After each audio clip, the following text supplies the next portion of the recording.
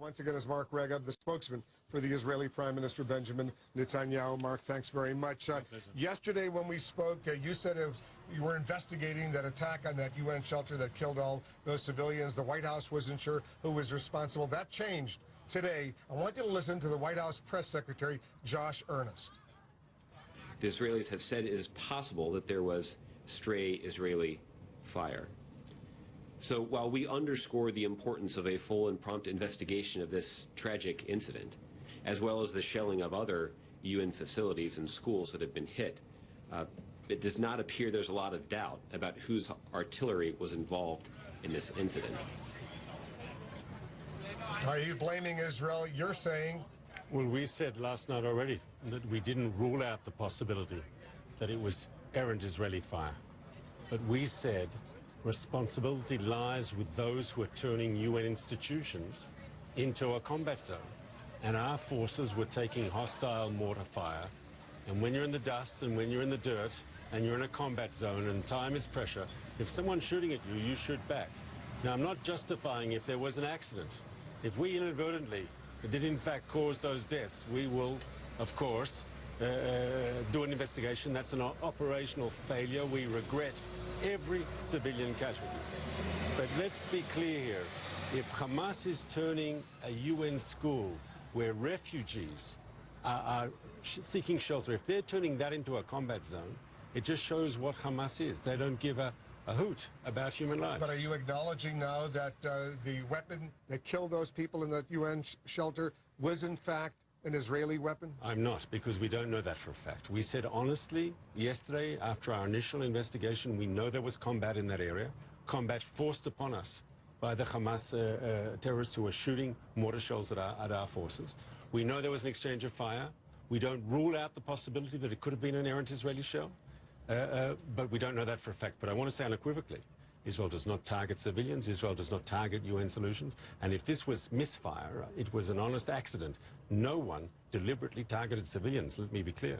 The UN High Commissioner for Civil Rights, Navi Pillay, she said she doesn't believe you necessarily. She said none of the Israeli strikes on homes, schools, or UN shelters, in her words, appears to be accidental. Well, I want to be clear here. Anyone who understands international humanitarian law and the laws of war knows that the most important principle is the separation of non-combatants from combatants. That's the first and primary rule of war. And what does Hamas do? Hamas deliberately blurs the difference between combatants and non-combatants. They shoot at Israeli civilians. And, you know, today we passed 2,800 rockets fired at Israeli cities from Gaza by Hamas terrorists. So they're indiscriminately shooting at our civilians, a war crime. And at the same time, they're embedding their terrorist military machine in schools, in mosques, in urban areas, in football stadiums, using Gaza's civilians as a human shield. Also a war crime. So Hamas is actually guilty of a double war crime. Now, what is Israel doing? We are being targeted. They're shooting at our people, rocket after rocket, day after day, week after week. Close now, as I say, to 3,000 rockets on Israeli cities in a period of 3 weeks. What are we supposed to do?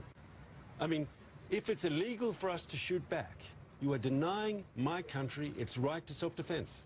Did you, Israel, destroy that power plant in Gaza with an airstrike or artillery fire? Because all those people, hundreds of thousands of people, are without power in Gaza right now. We did not target that power station, and we did a thorough investigation of all the forces, air forces, ground forces, naval forces, to see if in fact it could have been a mistake. Someone hit the power station, and no. We believe that it's not clear at all who hit the station, and in fact, as you know, a lot of rockets fired by Hamas at us malfunction. They fall short, they fall in the Gaza Strip. We saw 2 examples of that earlier this week when a Hamas rocket landed on a school. And of course, all the Hamas officials and spokespeople say Israel, Israel. But we could prove through photographs that it was clearly a Hamas rocket, and that could have happened here as well. Because a lot of Palestinians and UN officials, others, are saying if you did take out that power plant this time, it wouldn't have been the first time Israel did it. They recall in 2006, after that Israeli soldier Gilad Shalit was captured by Hamas, the IDF, the Israel Defense Forces, acknowledged that they blew up that power plant to retaliate for what they said Hamas did in capturing that Israeli soldier? This time, I can assure you it was not a target, and we have no evidence that anyone shot at it. When we make a mistake, if there is errant fire, we admit it. We did it with that story on the beach, you recall, 2 weeks ago, where there was a mistaken identification, and we thought we were going for terrorists, and we hit 4 boys, and President Peres, who you interviewed this morning, publicly apologized, because we don't see the people of Gaza as our enemy, and we make a maximum effort to minimize what the experts call collateral damage. What is our challenge?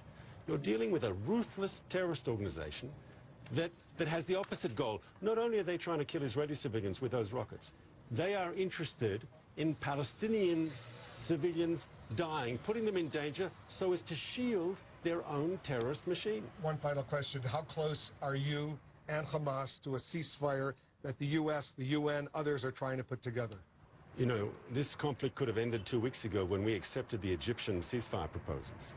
It was Hamas that rejected those proposals. So how close are we to a ceasefire? I'd say ask Hamas, because even today, we had more than 100 rockets firing on Israeli cities by Hamas in Gaza.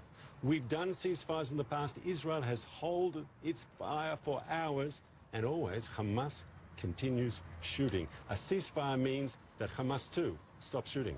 Mark Regev is the spokesman for the Prime Minister of Israel, Benjamin Netanyahu. Mark, thanks very much for coming in. Thanks for having me.